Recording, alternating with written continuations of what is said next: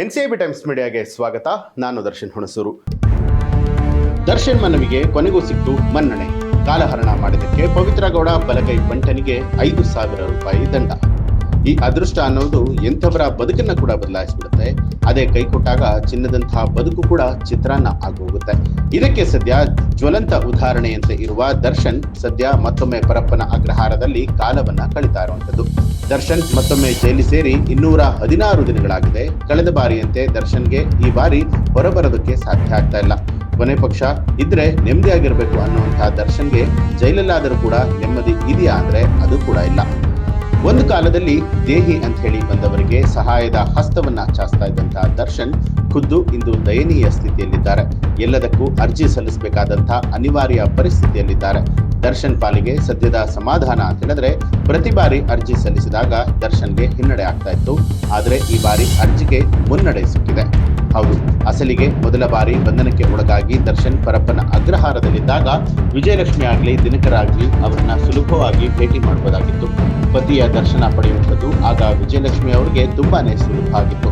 ಮೊದಲು ವಿಜಯಲಕ್ಷ್ಮಿ ಜೈಲಿಗೆ ಬಂದ್ರೆ ಜೈಲಾಧಿಕಾರಿ ಚೇಂಬರ್ಗೆ ಇವರನ್ನ ಕರೆದುಕೊಂಡು ಹೋಗಲಾಗ್ತಾ ಇತ್ತು. ಅಲ್ಲಿ ವಿಜಯಲಕ್ಷ್ಮಿ ತಮ್ಮ ಪತಿಯ ಜೊತೆಯಲ್ಲಿ ಮಾತನಾಡ್ತಾ ಇದ್ರು. ಕಷ್ಟ ಸುಖ ಹಂಚ್ಕೊಂಡು ದರ್ಶನ್ಗೆ ಧೈರ್ಯ ತುಂಬಿ ಬರ್ತಾ ಇದ್ರು. ಆದ್ರೆ ಈಗ ಮೊದಲಿನ ವಾತಾವರಣ ಇಲ್ಲ. ಸುಪ್ರೀಂ ಕೋರ್ಟ್ನ ಖಂಡಾತುಂಡ ಆದೇಶ ವಿಜಯಲಕ್ಷ್ಮಿ ಅವರನ್ನ ಕೂಡ ಹೈರಾಣಾಗಿಸಿತ್ತು. ಜೈಲು ಹಕ್ಕಿಗಳನ್ನ ಅವರ ಮನೆಯವರು ಹೇಗೆ ನೋಡಲು ಬರ್ತಾರೆ ಅದೇ ರೀತಿ ವಿಜಯಲಕ್ಷ್ಮಿ ಕೂಡ ಜೈಲಿಗೆ ಬರಬೇಕಾದ ಪರಿಸ್ಥಿತಿ ನಿರ್ಮಾಣ ಆಯಿತು.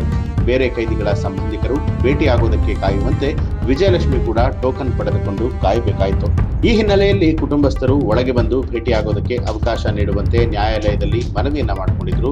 ದರ್ಶನ್ ಅವರ ಮನವಿಯನ್ನ ಸೆಷನ್ಸ್ ಕೋರ್ಟ್ ಪುರಸ್ಕರಿಸಿದೆ. ಜೈಲಿನ ಕೈಪಿಡಿಯ ನಿಯಮದ ಪ್ರಕಾರ ಒಳ ಸಂದರ್ಶನಕ್ಕೆ ಅವಕಾಶ ನೀಡಲು ಅನುಮತಿ ಇದೆ.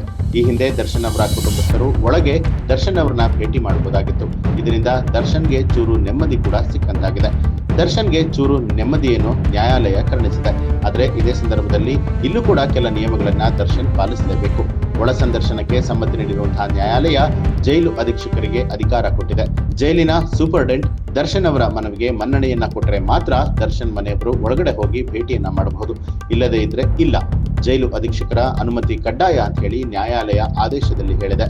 ಇನ್ನು ಇದೇ ಸಮಯದಲ್ಲಿ ಪ್ರಕರಣದ 3ನೇ ಆರೋಪಿ ಮತ್ತು ಪವಿತ್ರ ಗೌಡ ಹಾಗೆ ದರ್ಶನ್ ಅವರ ನಂಬಿಕಸ್ಥ ವ್ಯಕ್ತಿಯಾಗಿದ್ದಂತಹ ಪವನ್ ಪರ ವಕೀಲರು ಪ್ರಕರಣದ ತನಿಖಾಧಿಕಾರಿಗಳ ವಿರುದ್ಧವೇ ಆರೋಪ ಮಾಡಿದ್ರು.